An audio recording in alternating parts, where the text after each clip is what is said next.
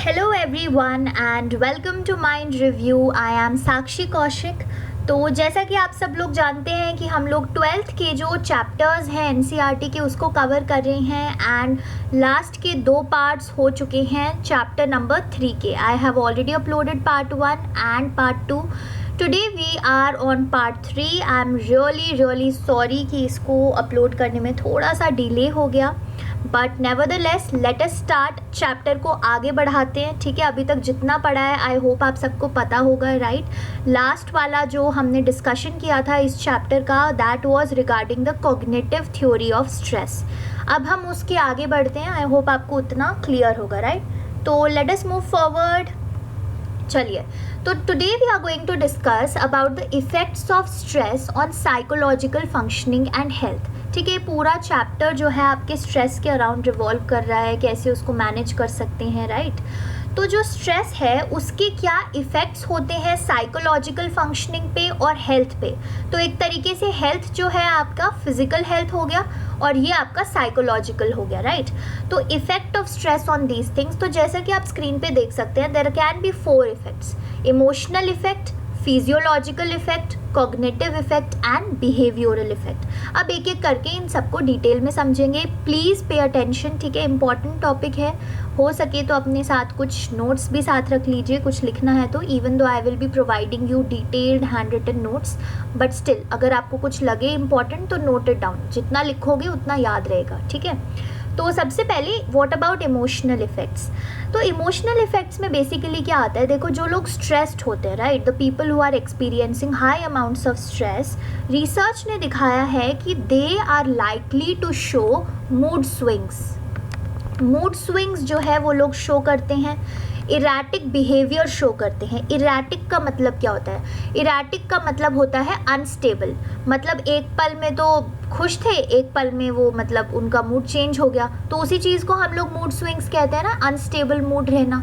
तो emotional effects ये होते हैं कि the people who are stressed they often experience a lot of changes in their mood. They often show erratic और unstable behaviour. क्यों? क्योंकि उनका इमोशनली इम्पैक्ट पड़ रहा है उस स्ट्रेस का। अब दूसरा इफेक्ट क्या हो सकता है? Physiological effect. फिजियोलॉजिकल इफेक्ट में क्या आता है? Something that is related to the functioning of your body. होता क्या है कि जब लोग स्ट्रेस में होते हैं तो हॉर्मोन्स, 2 हॉर्मोन्स हैं, एक है एड्रेनालिन और एक है कॉर्टिसोल। ठीक है, नोट्स में आप देख सकते हैं, मैंने लिखा हुआ है डिटेल में। तो 2 हॉर्मोन्स हैं, एड्रेनालिन एंड कॉर्टिसोल। इनके प्रोडक्शन में इंक्रीज हो जाता है, there is an increased production of these 2 hormones. अब इन हॉर्मोन्स के इंक्रीज्ड प्रोडक्शन से क्या होता है, जब ये हॉर्मोन्स प्रोडक्शन इंक्रीज हो जाता है जब इनका, तो ये हॉर्मोन्स जो है चेंज प्रोड्यूस करते हैं आपके हार्ट रेट्स में। तो हार्ट रेट में अगर चेंज आता है तो उसका डायरेक्ट इम्पैक्ट पड़ता है एक इंडिविजुअल के ब्लड प्रेशर पे, उसके मेटाबॉलिज्म पे, उसकी फिजिकल एक्टिविटी कैसी हो रही है उस पे, right. So these can be the physiological effects की स्ट्रेस की वजह से 2 हॉर्मोन्स के प्रोडक्शन में इंक्रीज हो रहा है। कौन से 2 हॉर्मोन्स हैं? Adrenaline and cortisol. अब क्योंकि इन 2 हॉर्मोन्स के प्रोडक्शन में इंक्रीज हुआ तो जो आपका हार्ट रेट है उसके अंदर भी चेंजेस प्रोड्यूस होने शुरू हो गए, because of which there becomes a change in your blood pressure, your metabolism as well as the physical activity of an individual, right? अब थर्ड इफेक्ट क्या हो सकता है? Cognitive effect.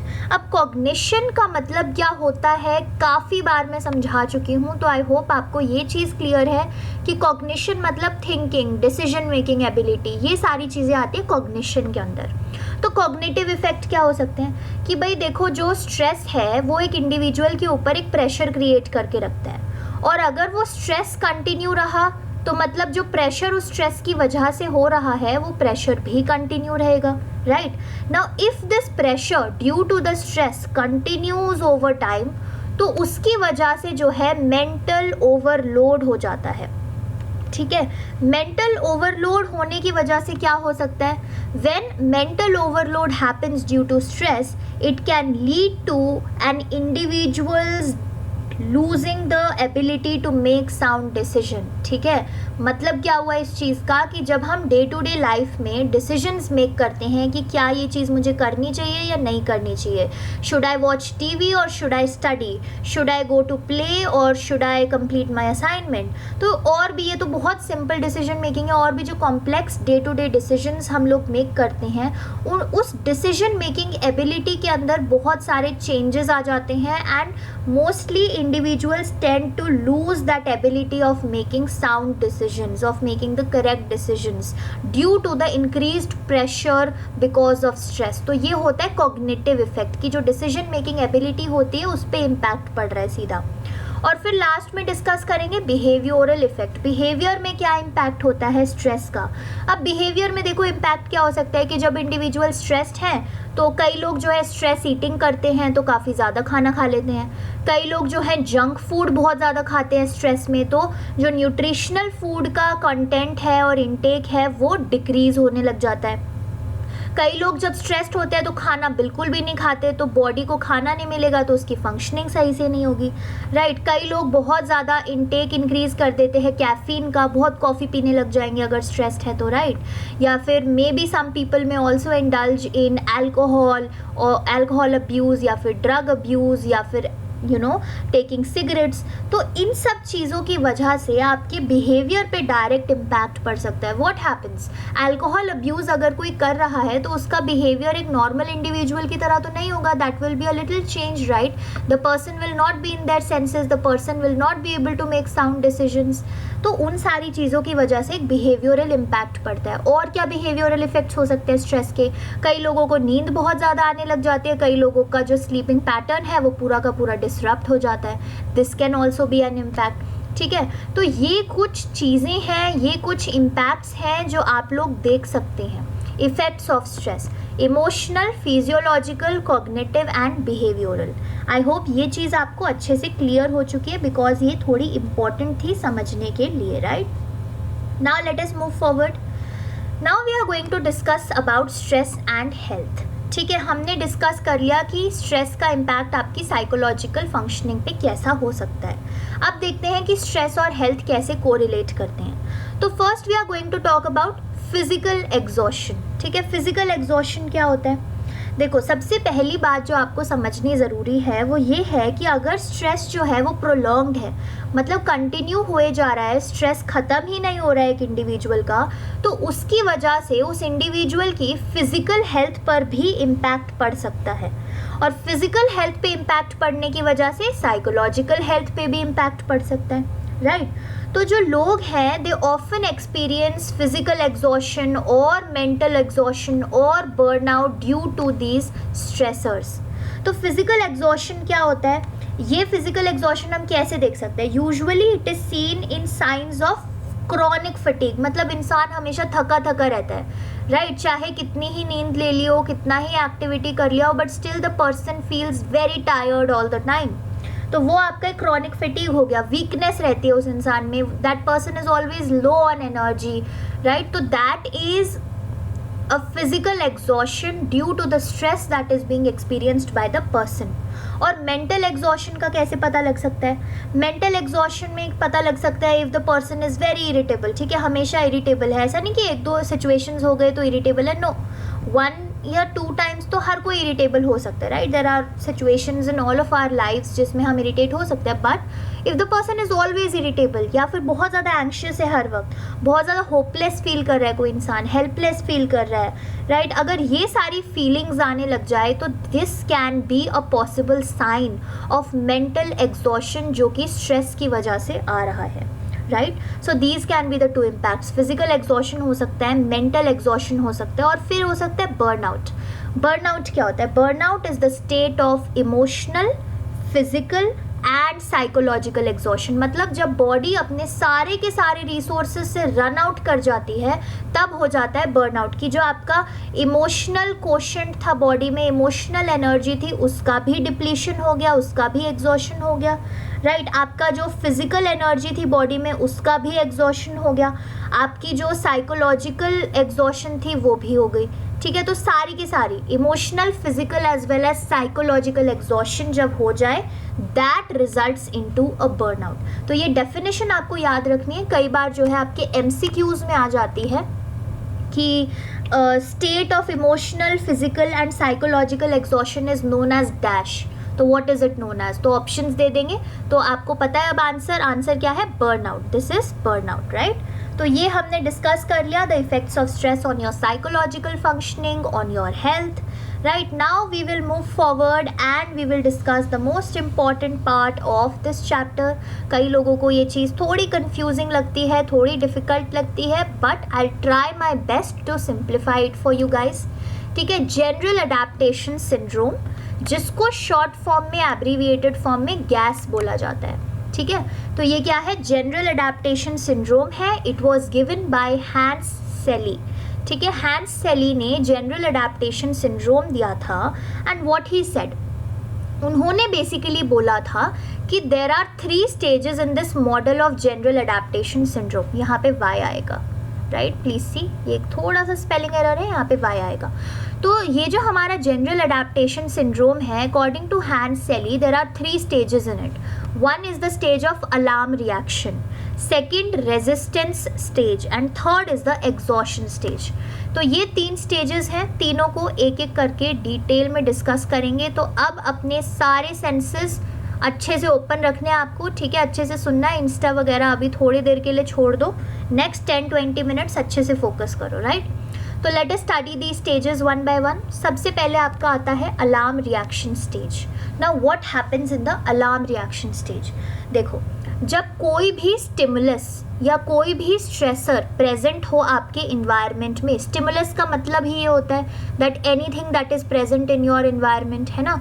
So if there is any harmful stimulus और any harmful stressor that is present in your environment, तो वो harmful stimulus activate कर देती है आपका एड्रीनल पिट्यूटरी कॉर्टेक्स सिस्टम। ये टर्म जो है आपको रखनी है याद। सो सपोज आपका इन्वायरमेंट है, उसमें कोई हार्मफुल स्ट्रेसर प्रेजेंट है, ठीक है, उस हार्मफुल स्ट्रेसर ने एक्टिवेट कर दिया आपका एड्रीनल पिट्यूटरी कॉर्टेक्स सिस्टम। ठीक है, थोड़ी सी बायोलॉजी इन्वॉल्व है। अब ये एक्टिवेट हो गया तो उससे क्या होगा, when the adrenal pituitary cortex system gets activated then it leads to the trigger, it leads to the release of hormones that produce stress response. तो basically adrenal pituitary cortex system के activation से trigger होता है hormones का release.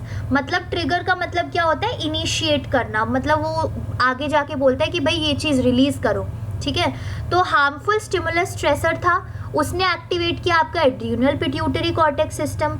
Adrenal pituitary cortex system activate होने की वजह से रिलीज हुए कुछ हॉर्मोन्स जो कि स्ट्रेस रिस्पॉन्स प्रोड्यूस करते हैं। ठीक है, तो stress response producing hormones release होते हैं तो क्या होता है, now the individual is ready for fight और फ्लाइट। ये दोनों चीज़ें मैं आपको समझा चुकी हूँ। फाइट मतलब आप उस सिचुएशन के साथ लड़ोगे खड़े होके, you will fight that situation, you will face that situation. And flight मतलब आप उस सिचुएशन से भाग जाओगे, यू विल इग्नोर दैट और suppress that situation and you will run away from there, right. तो this happens in alarm reaction. अब इसका नाम अलार्म रिएक्शन स्टेज क्यों है? अलार्म का मतलब क्या होता है, आपको पता है अलार्म क्या होता है? वी ऑल पुट अलार्म्स, है ना, सुबह हमको अलार्म उठाता है, हमें जगाता है, हमें वेकअप करता है, right, it's a wake up call for us. So similarly this stage is a wake up call for the body कि मेरे इन्वायरमेंट में जहाँ पे भी अभी मैं प्रेजेंट हूँ वहाँ पे आसपास कोई ना कोई हार्मफुल स्टिमुलस या हार्मफुल स्ट्रेसर जो है वो प्रेजेंट है। तो हमारी बॉडी के लिए ये जो अलार्म रिएक्शन स्टेज है, it acts as a wake up alarm only, इसीलिए इस स्टेज का नाम है अलार्म रिएक्शन। तो आई होप समझ आ गया। हार्मफुल स्टिमुलस होता है, adrenal pituitary cortex system activate हो जाता है उसके प्रेजेंस में, ये एक्टिवेट होने से रिलीज होता है हॉर्मोन्स जो कि प्रोड्यूस करते हैं स्ट्रेस रिस्पॉन्स। जैसे हमारी बॉडी में स्ट्रेस रिस्पॉन्स के हॉर्मोन्स प्रोड्यूस हो गए और आ गए, वैसे ही the individual gets a message by the brain कि या तो अब सिचुएशन से लड़ लो या फिर उस सिचुएशन से भाग जाओ, फाइट करो या फ्लाइट करो। तो ये हो गया अलार्म रिएक्शन स्टेज। फिर आता है सेकंड स्टेज जिसको हम बोलते हैं रेजिस्टेंस स्टेज। रेजिस्टेंट स्टेज तभी शुरू होता है जब स्ट्रेस प्रोलॉन्ग्ड हो, ठीक है। फॉर एग्जाम्पल, मैंने उस सिचुएशन से फ्लाइट कर लिया, ठीक है, मैं उस सिचुएशन से भाग गई, या समथिंग हैपेंड दैट वो जो हार्मफुल स्ट्रेसर था मेरे इन्वायरमेंट में प्रेजेंट, वो स्ट्रेसर चला गया, या वो स्ट्रेसर ख़त्म हो गया, या वो चीज़ रिजॉल्व हो गई और मेरा स्ट्रेस ख़त्म हो गया। अगर वहीं पे वो चीज़ ख़त्म हो गई तो रेजिस्टेंट स्टेज तक आएंगे ही नहीं। बट अगर वो स्ट्रेस कंटिन्यू रहा, अगर वो स्ट्रेसर मेरे इन्वायरमेंट में प्रेजेंट रहा, then the resistance stage will begin. Now what happens in the resistance stage? आपका जो पेरिफेरल नर्वस सिस्टम है, PNS, पेरिफेरल नर्वस सिस्टम, वो क्या करता है, अब बिकॉज बॉडी के पास मैसेज तो आ चुका है, बॉडी अलार्म्ड हो चुकी है कि भाई मेरे इन्वायरमेंट में कोई ना कोई स्ट्रेसर है जो कि मेरे लिए हार्मफुल है, कोई ना कोई ऐसा स्टिमुलस है। तो peripheral nervous system what it does is कि जो बॉडी के जितने भी रिसोर्सेज हैं उसके कॉशियस यूज का वो करता है, शुरू करता है, ब्रेन के पास मैसेज पहुंचाता है वो, ठीक है, ब्रेन के पास मैसेज पहुंचा के वो बोलता है कि भैया बॉडी में जितने भी मेरे रिसोर्सेज प्रेजेंट हैं, डाइजेस्टिव सिस्टम है, हार्ट रेट है, ब्लड प्रेशर का जो पंपिंग हो, ब्लड प्रेशर का जो हो रहा है, हार्ट रेट में ब्लड का जो पंपिंग हो रहा है, ऑक्सीजन लेने का जो हो रहा है, ठीक है, डाइजेशन एक्सक्रीशन सिस्टम्स जो हैं, मसल्स की जो स्ट्रेंथ है, वो जो सारे बॉडी के वेरियस रिसोर्सेज हैं, उन रिसोर्सेज को बहुत ज़्यादा ध्यान से अब यूज़ करना है। अभी तक तो वो रिसोर्सेज आराम से यूज़ हो रहे थे, but now that my body knows कि मेरे सराउंडिंग में कोई ना कोई हार्मफुल स्ट्रेसर स्टिमुलस प्रेजेंट है, तो it calls for a more cautious use of our bodies resources. तो जब ये चीज़ होने लग जाती है कि बॉडी के रिसोर्सेज का एक कॉशियस यूज होता है, then the organism makes an effort to cope with that on going stress. फिर हम एक एफर्ट बनाना का शुरुआत करते हैं कि भाई जो स्ट्रेसर है that is not good for my body, क्योंकि बॉडी के जो रिसोर्सेज हैं वो बहुत रेस्ट्रिक्टेड होके यूज़ हो रहे हैं, तो I am not being able to perform at my full potential, मेरी बॉडी अपने फुल पोटेंशियल पे काम नहीं कर पा रही है, तो I need to cope with the stress. तो अब इस स्टेज का नाम रेजिस्टेंस क्यों है? जैसे पुरानी स्टेज का नाम अलार्म था, because that was a wake up call for your body that some kind of a stressor is present in your environment which is harmful. Similarly stage का नाम रेजिस्टेंस इसलिए है because now since the stressor is prolonged, तो your body becomes resistant to use the body's resources to the fullest level. अब आपकी body जो है वो थोड़ी सी हिचकिचाने लग जाती है, रेजिस्टेंट हो जाती है, और पेरिफेरल नर्वस सिस्टम ये मैसेज ट्रांसफर कर देता है कि बॉडी के रिसोर्सेज को केयरफुली यूज़ करना है अब, because now we need to store energy, क्योंकि हम किसी खतरे में हैं, तो जितनी एनर्जी हो सकती है उतनी बचाओ और बॉडी के रिसोर्सेज को ध्यान से यूज़ करो। So this was about your resistance stage. फिर इस स्टेज के बाद आती है exhaustion stage, which is the last stage according to Hans Selye. अब एग्जॉशन स्टेज में क्या होगा? ऑफ कोर्स अगर वो स्ट्रेसर फिर भी रहेगा, ठीक है, सेम स्ट्रेसर होना ज़रूरी है, वही सेम स्ट्रेसर जैसे होता है ना, अगर ये आपका एक पेड़ है, पार्डन माई ड्राइंग, बहुत बेकार है, आई नो दैट, बट अगर ये पेड़ है और आप एक ही जगह पे कुल्हाड़ी मारे जा रहे हो, लगातार एक ही जगह पे कुल्हाड़ी मार रहे हो, तो ये पेड़ के टूटने के चांसेस ज़्यादा हो जाते हैं। बट अगर आपने एक बार कुल्हाड़ी ऊपर मारी, फिर एक बार बीच में, फिर एक बार नीचे, फिर एक बार ऊपर, फिर बीच में, तो बहुत देर बाद ये पेड़ टूटेगा, but it will take time, right? But if you will keep on hitting at the same point in the middle, if you will keep on hitting at the same point, तो इसके टूटने के चांसेस ज़्यादा हो जाते हैं। तो similarly अगर आप भी सेम स्ट्रेसर से एक कंटिन्यूड एक्सपोजर रखते हो, बार बार वही स्ट्रेसर से एक्सपोज हो जा रहे हो, या और भी स्ट्रेसर वहाँ पे बढ़ गया, तो आपकी जो बॉडी के रिसोर्सेज हैं वो ड्रेन हो जाते हैं, right? Even though in the resistance stage आपकी बॉडी का बहुत रिसोर्सेज जो है आपकी बॉडी के, उसका बहुत कॉशियस यूज़ हो रहा था, but still after one point of time तो जो रिसोर्सेज हैं वो भी ड्रेन हो ही जाएंगे, एग्जॉस्ट हो ही जाएंगे।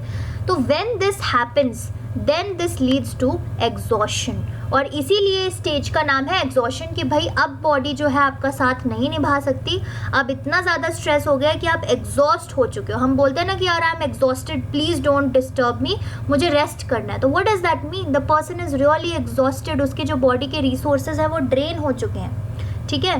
तो जो फिजियोलॉजिकल सिस्टम्स इन्वॉल्व थे आपकी पहले वाली स्टेजेस में, रेजिस्टेंस और अलार्म स्टेज में, वो भी अब इनफेक्टिव हो जाते हैं। ठीक है। इनफेक्टिव मतलब जैसे आपका जो डाइजेस्टिव सिस्टम है वो ख़राब होने लग जाएगा, एक्सक्रीशन सिस्टम है, राइट। और इस चीज़ की वजह से काफ़ी सारे डिसऑर्डर्स होने के चांसेस इंक्रीज हो जाते हैं। Which type of disorders which are related to stress, ठीक है, stress disorders, right. So these are the 3 stages जो कि हैंस सेली ने अपने गैस मॉडल में बताई थी। पहले बॉडी अलार्म होती है, रेजिस्ट करती है अपनी बॉडी के रिसोर्सेज को यूज़ करने से, and finally it leads to exhaustion अगर वही सेम स्ट्रेसर से एक्सपोजर कंटिन्यूड रहता है तो, राइट। चलो अब इस थ्योरी के कुछ क्रिटिसिज्म्स भी देखेंगे, इस मॉडल के some criticisms. Every model has criticism, कोई भी मॉडल परफेक्ट तो होता नहीं है, right. So what are some of the criticisms? सबसे पहले तो assigned very little role to psychological functions in stress. अब हैंस सेली ने सारा जो रोल है वो फिजियोलॉजिकली बहुत ज़्यादा डोमिनेटेड है ये मॉडल, है ना। हमने हर जगह बॉडी के रिसोर्सेज देखा, फिजियोलॉजिकल सिम्टम्स देखा, पेरिफेरल नर्वस सिस्टम की बात हुई, एड्रीनल पिट्यूटरी कॉर्टेक्स सिस्टम की बात हुई, तो it is very much dominated by the physiological systems. But जो साइकोलॉजिकल फंक्शंस होते हैं स्ट्रेस में उसका बहुत कम रोल है, right. There are also psychological functions, जैसे कि अगर किसी की पर्सनालिटी जो है वो ऐसी है कि वो इंसान बहुत ज़्यादा लेवल ऑफ स्ट्रेस भी टॉलरेट कर सकते हैं, तो then they will not be expose to all of these things, right. तो how people respond to stress is also influenced by how their personality is. किसी भी सिचुएशन को वो कैसे परसीव कर रहे हैं, क्या पता किसी एक इंसान के लिए सिचुएशन ए स्ट्रेसफुल हो और किसी दूसरे इंसान के लिए वो सिचुएशन स्ट्रेसफुल हो ही ना, right. So these are the criticisms majorly कि ये जो मॉडल है काफ़ी ज़्यादा फिजियोलॉजिकली डोमिनेटेड है एंड साइकोलॉजिकल फंक्शंस का जो रोल होता है स्ट्रेस में उसकी यहाँ पे कहीं भी बात नहीं हो रखी, right. So this is about your general adaptation syndrome. Now we will move forward. अब हम बात करेंगे स्ट्रेस एंड इम्यून सिस्टम की। इम्यून सिस्टम पता है सबको, ठीक है। इम्यून सिस्टम आजकल जो कोरोना वायरस की बात हो रही है उसमें इम्यून सिस्टम भी काफ़ी ज़्यादा फेमस हो चुका है, right. It helps us in our health. तो साइको न्यूरो इम्यूनोलॉजी एक टर्म है जो आई होप आप लोगों को पता होनी चाहिए। ये चीज़ कभी कभी MCQ उसमें आ जाती है। What it focuses on is psycho neuro immunology. अगर हम इसको डिवाइड करें, ठीक है, पहले हम देख लें साइकोलॉजी का साइको, ठीक है, न्यूरोलॉजी का न्यूरो एंड इम्यूनोलॉजी। ये 3 चीज़ों के बीच का लिंक है psycho neuro immunology. It is the link between your mind, ठीक है, your brain and your immune system. तो किसी भी वर्ड को अगर आप ऐसे ब्रेक करने लग जाओगे ना, you will be able to understand it very clearly. थोड़ा सा मैं इस चीज़ को इरेज करती हूँ, then let's focus on the word, right. तो psycho neuro immunology is something that focuses on the link that exist between your mind, brain and immune system, right. अब WBCs क्या होते हैं? वाइट ब्लड सेल्स, ठीक है। WBCs are white blood cells which are also known as leukocytes.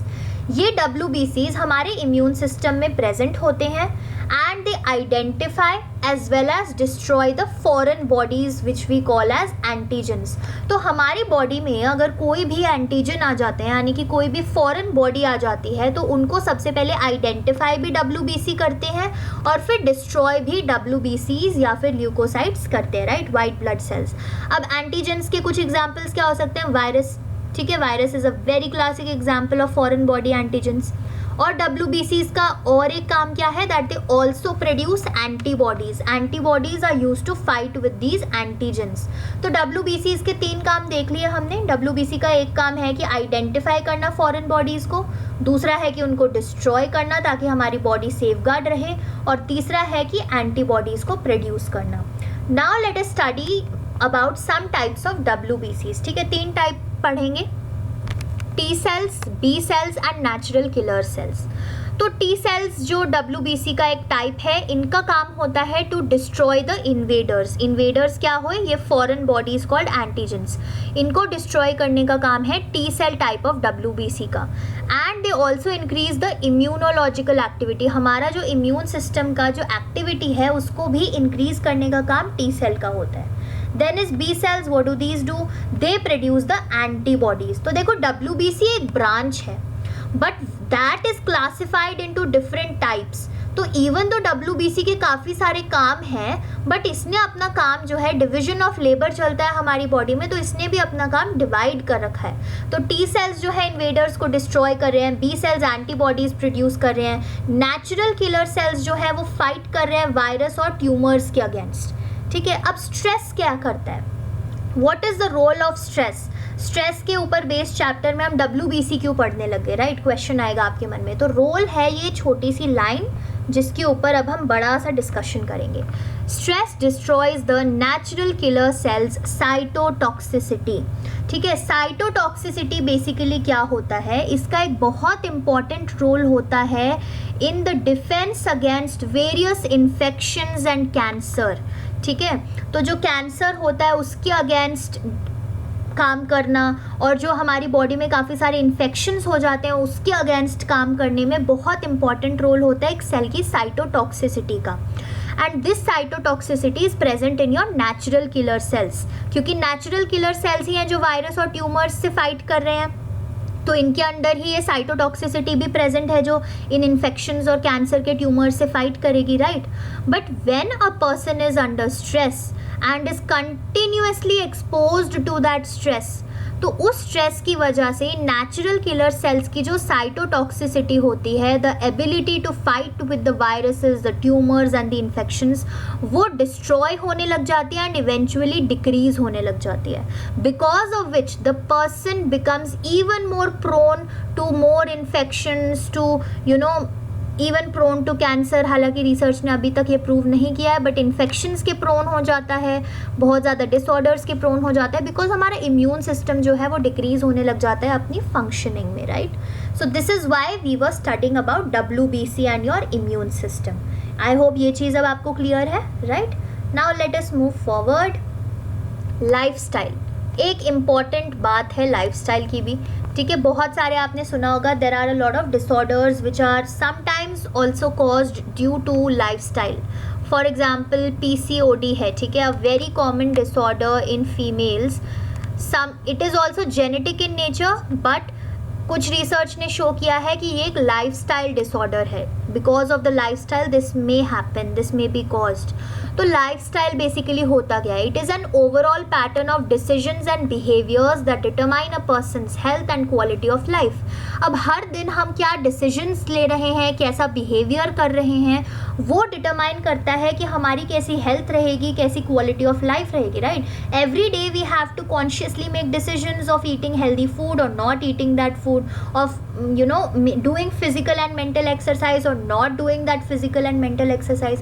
तो हम सबका एक different lifestyle होता है, which is an overall pattern of the decisions we take, the behaviors we do, and this also determines our health and our quality of life. ठीक है, अब जो स्ट्रेस्ड इंडिविजुअल्स होते हैं, they are more likely to expose themselves to pathogens. अब pathogens क्या होता है, बायो के स्टूडेंट्स को पता होगा, these are the agents that cause physical illness. तो जो एजेंट्स फिजिकल इलनेस कॉज करते हैं उनको बोला जाता है पैथोजेंस, और जो स्ट्रेस्ड इंडिविजुअल्स हैं वो बहुत ज़्यादा लाइकली हो जाता है कि वो एक्सपोज करें अपने आप को इन इन physical illness causing agents called pathogens के टूवर्ड्स, बिकॉज ऑफ विच ये एक और प्रोननेस हो गई उनकी कि उनका जो फिजिकल डिसऑर्डर्स हैं वो भी आ सकते हैं बिकॉज ऑफ स्ट्रेस। ठीक है, तो there are a lot of ways by which stress can lead to a lot of physical illnesses, physical diseases as well as physical disorders. और लाइफस्टाइल के जो चेंजेस हैं, अगर इंसान ऑलरेडी स्ट्रेस्ड है तो उसके जो ओवरऑल डिसीजंस होंगे, हमने देखा था ना कॉग्निटिव इफेक्ट होता है, तो डिसीजन मेकिंग एबिलिटी में इम्पैक्ट पड़ेगा, है ना? बिहेवियरल इम्पैक्ट भी हमने देखा था, उसमें भी इम्पैक्ट पड़ेगा। तो अल्टीमेटली उस इंसान का लाइफस्टाइल पर इम्पैक्ट पड़ेगा, लाइफस्टाइल पे इम्पैक्ट पड़ेगा तो वो पैथोजेंस को बहुत ज़्यादा एक्सपोज हो जाएंगे, यानी कि agents which cause physical illness, because of विच उनको और भी ज़्यादा फिजिकल इलनेसेस हो सकते हैं, और उस फिजिकल इलनेस की वजह से फिर से और स्ट्रेस हो सकता है। So this is a whole cycle that goes on. ठीक है, तो this was about the lifestyle portion. Now we'll move forward to another important thing जो कि है कोपिंग विद स्ट्रेस। अब हमने बहुत सारी बातें तो कर ली कि भाई स्ट्रेस इतना खतरनाक है और स्ट्रेस कैसे हो सकता है, उसको कैसे मतलब how further damage stress can cause to an individual's physical health as well as psychological health, but इस स्ट्रेस के साथ कोप कैसे करें। तो coping with stress is basically a situation specific reaction to stress. कौन इंडिविजुअल कैसी situation में है और वो उस सिचुएशन के टूवर्ड्स कैसे रिएक्ट करता है, that is coping with stress. और कोपिंग विद स्ट्रेस बहुत ज़्यादा सिचुएशन स्पेसिफिक होती है और इंडिविजुअलाइज्ड होती है। हर इंसान का कोपिंग मैकेनिज्म सेम नहीं हो सकता, राइट। फॉर एग्जाम्पल, अगर मेरे को कोई एग्ज़ाम देना है और उसकी वजह से मुझे बहुत स्ट्रेस हो रहा है, तो हो सकता है मैं कोप करूँ कि मैं थोड़ा टीवी देख लूँ या फ्रेंड से बात कर लूँ, तो मैं उस स्ट्रेस से कोप कर लूँगी। और हो सकता है कि कोई और उसी स्ट्रेस के साथ, right, and at the same time हो सकता है कि कोई और इंडिविजुअल जो है वो उसी स्ट्रेस के साथ रिएक्ट करने, उसी स्ट्रेस के साथ कोप करने के लिए द पर्सन में स्टडी मोर, ताकि वो और प्रिपेयर्ड रहे और उसको उस चीज़ का डर थोड़ा कम होने लगे और स्ट्रेस थोड़ा कम होने लगे, right. So coping with stress is a set of concrete responses to the stressful situations or events that are intended to resolve the problem and reduce the stress.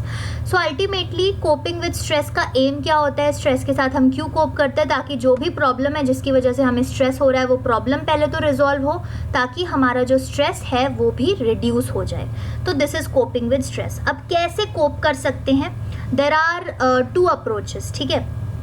एक approach of coping strategies has been given by Endler and Parker, and the second approach of coping strategies has been given by Lazarus and Folkman. We'll be discussing both of them. तो एंडलर and Parker ने 3 दिए थे। एक है task oriented coping strategy, एक है avoidance oriented coping strategy और एक है emotion oriented coping strategy. So what is task oriented coping strategy? इसमें क्या होता है कि हम प्रायोरिटीज़ डिसाइड कर लेते हैं और एक्ट करते हैं उसी प्रायोरिटीज़ के अकॉर्डिंग, ताकि हम सीधा डायरेक्टली अपनी स्ट्रेसफुल सिचुएशन के साथ ही डील करें। एग्जाम्पल से समझाती हूँ, ऐसे थोड़ा कन्फ्यूजिंग लग रहा होगा, राइट। तो फॉर एग्ज़ाम्पल आपने जो है अपना किसी एग्ज़ाम के लिए, वही वाला एग्जाम्पल रखते हैं कि एग्ज़ाम है आपका नेक्स्ट 1 मंथ में and you are very much stressed because of that exam. तो what can you do? Task oriented coping strategy अगर आप फॉलो करते हो तो उसके according you may try to schedule your time, कि आप अभी से एक स्केड्यूल बना लो कि मेरे 12 चैप्टर्स हैं और मेरे पास 30 डेज़ हैं, तो मैं एक चैप्टर को 5-5 दिन में कवर कर लूँगी या एक चैप्टर को 2-2 दिन में कवर कर लूँगी, and accordingly I will be able to cover my whole syllabus, ठीक है। तो स्केड्यूल, टाइम को स्केड्यूल करना, या फिर आपने पहले कैसे डील किया है ऐसे एग्जाम्स के साथ, उन तरीकों के बारे में सोचना और फिर ऑर्गेनाइज करना। So what basically is happening in task oriented coping strategies कि आप अपनी प्रायोरिटीज़ डिसाइड कर रहे हो कि कौन से चैप्टर्स मेरे लिए इंपॉर्टेंट हैं और मुझे पहले ये एग्ज़ाम से निपटना है, फिर I will do something else, फिर मैं कोई और एक्स्ट्रा करिकुलर एक्टिविटी या ये सब ज्वाइन करूँगी, पहले मैं इस टाइम टेबल, एग्जाम वाले टाइम टेबल को फॉलो करूँगी। And here you are directly dealing with the stressful situation. आप स्ट्रेसफुल सिचुएशन जो एग्जाम है उसको इग्नोर नहीं कर रहे हो, उसको सप्रेस नहीं कर रहे, but you are directly dealing with it. कोई ना कोई तरीका निकाल रहे हो कि आप उसके साथ सीधा डील करो, तो वो आपकी हो जाती है टास्क ओरिएंटेड स्ट्रैटेजी।